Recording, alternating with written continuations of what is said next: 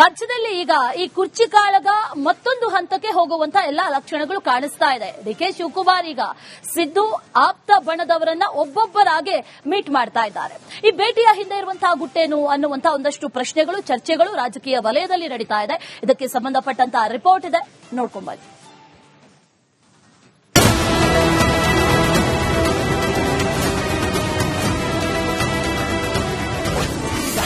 ಕಾಂಗ್ರೆಸ್ ಅಲ್ಲಿ ಡಿಕೆಶಿ ಸ್ನೇಹಾಸ್ತ್ರ ಪ್ರಯೋಗ.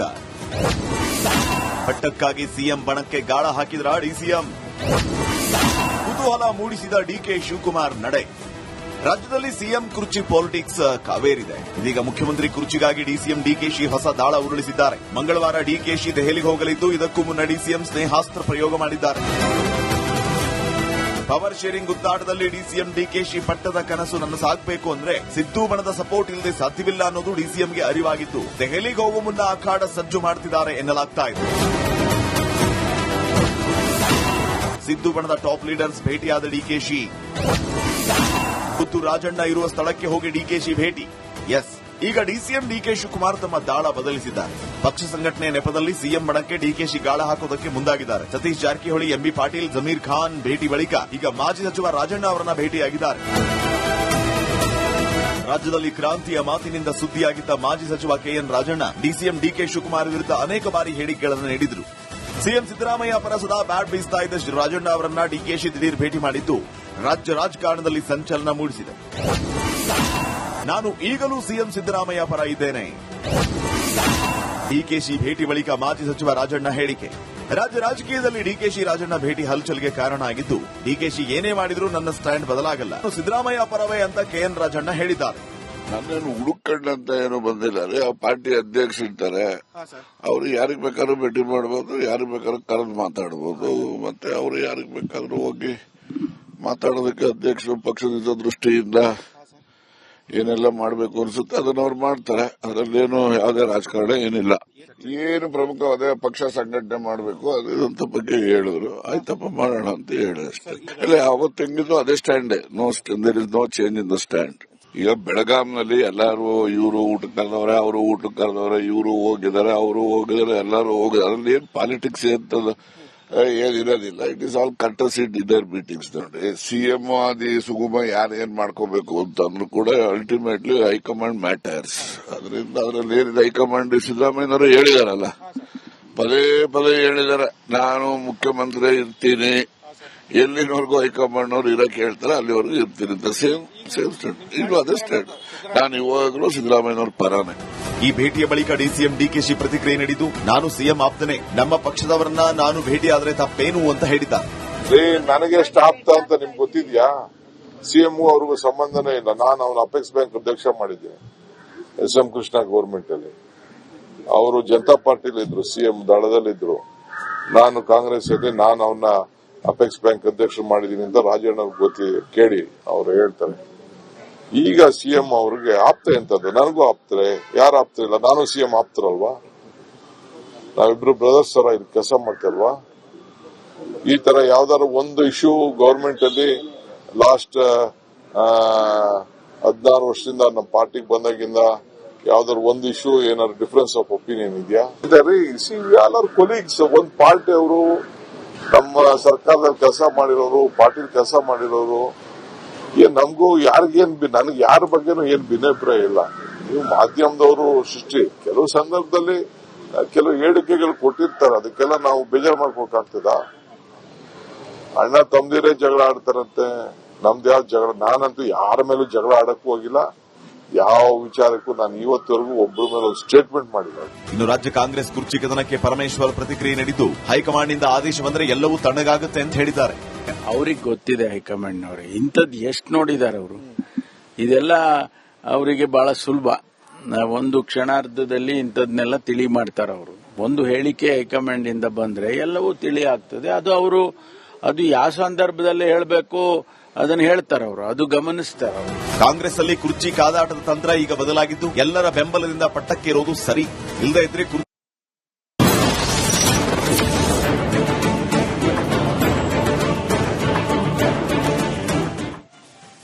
ರಾಜ್ಯದಲ್ಲಿ ಈಗ ಈ ಕುರ್ಚಿ ಕಾಳಗ ಮತ್ತೊಂದು ಹಂತಕ್ಕೆ ಹೋಗುವಂತ ಎಲ್ಲಾ ಲಕ್ಷಣಗಳು ಕಾಣಿಸ್ತಾ ಇದೆ. ಡಿಕೆ ಶಿವಕುಮಾರ್ ಈಗ ಸಿದ್ದು ಆಪ್ತ ಬಣದವರನ್ನ ಒಬ್ಬೊಬ್ಬರಾಗೆ ಮೀಟ್ ಮಾಡ್ತಾ ಇದ್ದಾರೆ. ಈ ಭೇಟಿಯ ಹಿಂದೆ ಇರುವಂತಹ ಗುಟ್ಟೇನು ಅನ್ನುವಂತಹ ಒಂದಷ್ಟು ಪ್ರಶ್ನೆಗಳು, ಚರ್ಚೆಗಳು ರಾಜಕೀಯ ವಲಯದಲ್ಲಿ ನಡೀತಾ ಇದೆ. ಇದಕ್ಕೆ ಸಂಬಂಧಪಟ್ಟಂತಹ ರಿಪೋರ್ಟ್ ಇದೆ, ನೋಡ್ಕೊಂಬನ್ನಿ.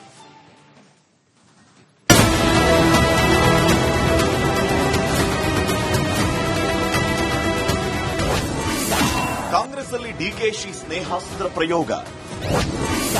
ಪಟ್ಟಕ್ಕಾಗಿ ಸಿಎಂ ಬಣಕ್ಕೆ ಗಾಳ ಹಾಕಿದ್ರ ಡಿಸಿಎಂ. ಕುತೂಹಲ ಮೂಡಿಸಿದ ಡಿಕೆ ಶಿವಕುಮಾರ್ ನಡೆ. ರಾಜ್ಯದಲ್ಲಿ ಸಿಎಂ ಕುರ್ಚಿ ಪಾಲಿಟಿಕ್ಸ್ ಕಾವೇರಿದೆ. ಇದೀಗ ಮುಖ್ಯಮಂತ್ರಿ ಕುರ್ಚಿಗಾಗಿ ಡಿಸಿಎಂ ಡಿಕೆಶಿ ಹೊಸ ದಾಳ ಉರುಳಿಸಿದ್ದಾರೆ. ಮಂಗಳವಾರ ಡಿಕೆಶಿ ದೆಹಲಿಗೆ ಹೋಗಲಿದ್ದು, ಇದಕ್ಕೂ ಮುನ್ನ ಡಿಸಿಎಂ ಸ್ನೇಹಾಸ್ತ್ರ ಪ್ರಯೋಗ ಮಾಡಿದ್ದಾರೆ. ಪವರ್ ಶೇರಿಂಗ್ ಗುದ್ದಾಟದಲ್ಲಿ ಡಿಸಿಎಂ ಡಿಕೆಶಿ ಪಟ್ಟದ ಕನಸು ನನ್ನ ಸಾಗಬೇಕು ಅಂದ್ರೆ ಸಿದ್ದು ಬಣದ ಸಪೋರ್ಟ್ ಇಲ್ಲದೆ ಸಾಧ್ಯವಿಲ್ಲ ಅನ್ನೋದು ಡಿಸಿಎಂಗೆ ಅರಿವಾಗಿದ್ದು, ದೆಹಲಿಗೆ ಹೋಗುವ ಮುನ್ನ ಅಖಾಡ ಸಜ್ಜು ಮಾಡುತ್ತಿದ್ದಾರೆ ಎನ್ನಲಾಗ್ತಾ ಇದೆ. ಸಿದ್ದು ಬಣದ ಟಾಪ್ ಲೀಡರ್ಸ್ ಭೇಟಿಯಾದ ಡಿಕೆಶಿ. ಪುತ್ತೂರು ರಾಜಣ್ಣ ಇರುವ ಸ್ಥಳಕ್ಕೆ ಹೋಗಿ ಡಿಕೆಶಿ ಭೇಟಿ. ಎಸ್, ಈಗ ಡಿಸಿಎಂ ಡಿಕೆ ಶಿವಕುಮಾರ್ ತಮ್ಮ ದಾಳ ಬದಲಿಸಿದ್ದಾರೆ. ಪಕ್ಷ ಸಂಘಟನೆ ನೆಪದಲ್ಲಿ ಸಿಎಂ ಬಣಕ್ಕೆ ಡಿಕೆಶಿ ಗಾಳ ಹಾಕೋದಕ್ಕೆ ಮುಂದಾಗಿದ್ದಾರೆ. ಸತೀಶ್ ಜಾರಕಿಹೊಳಿ, ಎಂಬಿ ಪಾಟೀಲ್, ಜಮೀರ್ ಖಾನ್ ಭೇಟಿ ಬಳಿಕ ಈಗ ಮಾಜಿ ಸಚಿವ ರಾಜಣ್ಣ ಅವರನ್ನ ಭೇಟಿಯಾಗಿದ್ದಾರೆ.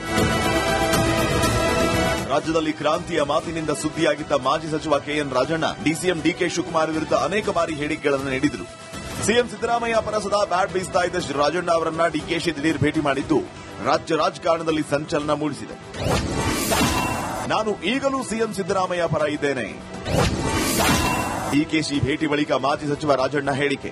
ರಾಜ್ಯ ರಾಜಕೀಯದಲ್ಲಿ ಡಿಕೆಶಿ ರಾಜಣ್ಣ ಭೇಟಿ ಹಲ್ಚಲ್ಗೆ ಕಾರಣ ಆಗಿದ್ದು, ಡಿಕೆಶಿ ಏನೇ ಮಾಡಿದ್ರೂ ನನ್ನ ಸ್ಟ್ಯಾಂಡ್ ಬದಲಾಗಲ್ಲ, ಸಿದ್ದರಾಮಯ್ಯ ಪರವೇ ಅಂತ ಕೆಎನ್ ರಾಜಣ್ಣ ಹೇಳಿದ್ದಾರೆ. ನನ್ನೇನು ಹುಡುಕಂಡಂತ ಏನು ಬಂದಿಲ್ಲ ರೀ. ಆ ಪಾರ್ಟಿ ಅಧ್ಯಕ್ಷ ಇರ್ತಾರೆ, ಅವ್ರು ಯಾರಿಗ್ ಬೇಕಾದ್ರೂ ಭೇಟಿ ಮಾಡಬಹುದು, ಯಾರಿಗ್ ಬೇಕಾದ್ರೂ ಕರೆದು ಮಾತಾಡಬಹುದು. ಮತ್ತೆ ಅವ್ರು ಯಾರಿಗ್ ಬೇಕಾದ್ರೂ ಹೋಗಿ ಮಾತಾಡೋದಕ್ಕೆ ಅಧ್ಯಕ್ಷರು ಪಕ್ಷದ ದೃಷ್ಟಿಯಿಂದ ಏನೆಲ್ಲ ಮಾಡಬೇಕು ಅನ್ಸುತ್ತೆ ಅದನ್ನ ಅವ್ರು ಮಾಡ್ತಾರೆ. ಅದರಲ್ಲೇನು ಯಾವುದೇ ರಾಜಕಾರಣ ಏನಿಲ್ಲ. ಏನು ಪ್ರಮುಖವಾದ ಪಕ್ಷ ಸಂಘಟನೆ ಮಾಡಬೇಕು ಅದಂತ ಬಗ್ಗೆ ಹೇಳಿದ್ರು. ಆಯ್ತಪ್ಪ ಮಾಡೋಣ ಅಂತ ಹೇಳಿ ಅಷ್ಟೇ. ಇಲ್ಲ, ಅವತ್ತು ಹೆಂಗಿದ್ದು ಅದೇ ಸ್ಟ್ಯಾಂಡೇ. There is no change in the stand. ಈಗ ಬೆಳಗಾಂನಲ್ಲಿ ಎಲ್ಲಾರು ಇವರು ಊಟಕ್ಕೆ ಕರೆದವ್ರೆ, ಅವರು ಊಟಕ್ಕೆ ಕರೆದವ್ರೆ, ಇವರು ಹೋಗಿದ್ದಾರೆ, ಅವರು ಹೋಗಿದ್ದಾರೆ, ಎಲ್ಲರೂ ಹೋಗಿದ್ದಾರೆ. ಅದ್ರಲ್ಲಿ ಏನ್ ಪಾಲಿಟಿಕ್ಸ್ ಅಂತದ ಏನಿರೋದಿಲ್ಲ. It is all courtesy dinner meetings. ನೋಡಿ, ಸಿಎಂ ಆದಿ ಸುಗಮ ಯಾರು ಏನ್ ಮಾಡ್ಕೋಬೇಕು ಅಂತಂದ್ರೂ ಕೂಡ ಅಲ್ಟಿಮೇಟ್ಲಿ ಹೈಕಮಾಂಡ್ ಮ್ಯಾಟರ್ಸ್. ಅದರಿಂದ ಅದರಲ್ಲಿ ಏನಿದೆ, ಹೈಕಮಾಂಡ್ ಸಿದ್ದರಾಮಯ್ಯನವರು ಹೇಳಿದಾರಲ್ಲ, ಪದೇ ಪದೇ ಹೇಳಿದ್ದಾರೆ, ನಾನು ಮುಖ್ಯಮಂತ್ರಿ ಇರ್ತೀನಿ, ಎಲ್ಲಿನವರೆಗೂ ಹೈಕಮಾಂಡ್ ಅವರು ಇರಕ್ಕೆ ಹೇಳ್ತಾರೆ ಅಲ್ಲಿವರೆಗೂ ಇರ್ತೀನಿ ಅಂತ. Same stand. ಈಗಲೂ ಅದೇ ಸ್ಟ್ಯಾಂಡ್. ನಾನು ಇವಾಗಲೂ ಸಿದ್ದರಾಮಯ್ಯನವ್ರ ಪರಾನೆ. ಈ ಭೇಟಿಯ ಬಳಿಕ ಡಿಸಿಎಂ ಡಿಕೆಶಿ ಪ್ರತಿಕ್ರಿಯೆ ನೀಡಿದ್ದು, ನಾನು ಸಿಎಂ ಆಪ್ತನೆ, ನಮ್ಮ ಪಕ್ಷದವರನ್ನ ನಾನು ಭೇಟಿಯಾದ್ರೆ ತಪ್ಪೇನು ಅಂತ ಹೇಳಿದ್ದಾರೆ. ನನಗೆ ಎಷ್ಟು ಆಪ್ತ ಅಂತ ನಿಮ್ಗೆ ಗೊತ್ತಿದ್ಯಾ? ಸಿಎಂ ಅವ್ರಿಗೂ ಸಂಬಂಧನೇ ಇಲ್ಲ. ನಾನು ಅವನ ಅಪೆಕ್ಸ್ ಬ್ಯಾಂಕ್ ಅಧ್ಯಕ್ಷ ಮಾಡಿದ್ದೇನೆ ಎಸ್.ಎಂ. ಕೃಷ್ಣ ಗವರ್ಮೆಂಟ್ ಅಲ್ಲಿ. ಅವರು ಜನತಾ ಪಾರ್ಟಿಲಿ ಇದ್ರು, ಸಿಎಂ ದಳದಲ್ಲಿದ್ರು. ನಾನು ಕಾಂಗ್ರೆಸ್ ಅಲ್ಲಿ ನಾನು ಅವನ್ನ ಅಪೆಕ್ಸ್ ಬ್ಯಾಂಕ್ ಅಧ್ಯಕ್ಷರು ಮಾಡಿದೀನಿ ಅಂತ ರಾಜಣ್ಣ ಗೊತ್ತಿದೆ, ಕೇಳಿ ಅವರು ಹೇಳ್ತಾರೆ. ಈಗ ಸಿಎಂ ಅವ್ರಿಗೆ ಆಪ್ತ ಎಂತದ್ದು? ನನಗೂ ಆಪ್ತರೆ, ಯಾರು ಆಪ್ತ ಇಲ್ಲ? ನಾನು ಸಿಎಂ ಆಪ್ತರಲ್ವಾ? ನಾವಿಬ್ರು ಬ್ರದರ್ಸ್ ತರ ಇಲ್ಲಿ ಕೆಲಸ ಮಾಡ್ತಲ್ವಾ? ಈ ತರ ಯಾವ್ದಾದ್ರು ಒಂದು ಇಶ್ಯೂ ಗವರ್ಮೆಂಟ್ ಅಲ್ಲಿ ಲಾಸ್ಟ್ 16 ವರ್ಷದಿಂದ ನಮ್ಮ ಪಾರ್ಟಿಗೆ ಬಂದಾಗಿಂದ ಯಾವ್ದಾದ್ರು ಒಂದು ಇಶ್ಯೂ ಏನಾದ್ರು ಡಿಫರೆನ್ಸ್ ಆಫ್ ಒಪಿನಿಯನ್ ಇದೆಯಾ? ಎಲ್ಲರೂ ಕೊಲೀಗ್ಸ್. ಒಂದ್ ಪಾರ್ಟಿ ಅವರು ನಮ್ಮ ಸರ್ಕಾರದಲ್ಲಿ ಕೆಲಸ ಮಾಡಿರೋರು, ಪಾರ್ಟಿಲಿ ಕೆಲಸ ಮಾಡಿರೋರು. ನಮಗೂ ಯಾರಿಗೇನ್ ನನಗೆ ಯಾರ ಬಗ್ಗೆನೂ ಏನ್ ಭಿನ್ನಾಭಿಪ್ರಾಯ ಇಲ್ಲ. ನೀವು ಮಾಧ್ಯಮದವರು ಸೃಷ್ಟಿ ಕೆಲವು ಸಂದರ್ಭದಲ್ಲಿ ಕೆಲವು ಹೇಳಿಕೆಗಳು ಕೊಟ್ಟಿರ್ತಾರೆ, ಅದಕ್ಕೆಲ್ಲ ನಾವು ಬೇಜಾರು ಮಾಡ್ಬೇಕಾಗ್ತದ? ಅಣ್ಣ ತಮ್ದಿರೇ ಜಗಳ ಆಡ್ತಾರಂತೆ, ನಮ್ದು ಯಾವ ಜಗಳ? ನಾನಂತೂ ಯಾರ ಮೇಲೂ ಜಗಳ ಆಡಕ್ಕೂ ಹೋಗಿಲ್ಲ. ಯಾವ ವಿಚಾರಕ್ಕೂ ನಾನು ಇವತ್ತವರೆಗೂ ಒಬ್ಬರ ಮೇಲೆ ಒಂದು ಸ್ಟೇಟ್ಮೆಂಟ್ ಮಾಡಿಲ್ಲ. ಇನ್ನು ರಾಜ್ಯ ಕಾಂಗ್ರೆಸ್ ಕುರ್ಚಿ ಕದನಕ್ಕೆ ಪರಮೇಶ್ವರ್ ಪ್ರತಿಕ್ರಿಯೆ ನೀಡಿದ್ದು, ಹೈಕಮಾಂಡ್ನಿಂದ ಆದೇಶ ಬಂದ್ರೆ ಎಲ್ಲವೂ ತಣ್ಣಗಾಗುತ್ತೆ ಅಂತ ಹೇಳಿದ್ದಾರೆ. ಅವ್ರಿಗೆ ಗೊತ್ತಿದೆ ಹೈಕಮಾಂಡ್ನವ್ರಿಗೆ ಇಂಥದ್ದು ಎಷ್ಟು ನೋಡಿದ್ದಾರೆ ಅವರು. ಇದೆಲ್ಲ ಅವರಿಗೆ ಬಹಳ ಸುಲಭ. ಒಂದು ಕ್ಷಣಾರ್ಧದಲ್ಲಿ ಇಂಥದ್ನೆಲ್ಲ ತಿಳಿ ಮಾಡ್ತಾರೆ ಅವರು. ಒಂದು ಹೇಳಿಕೆ ಹೈಕಮಾಂಡ್ ಇಂದ ಬಂದ್ರೆ ಎಲ್ಲವೂ ತಿಳಿ ಆಗ್ತದೆ.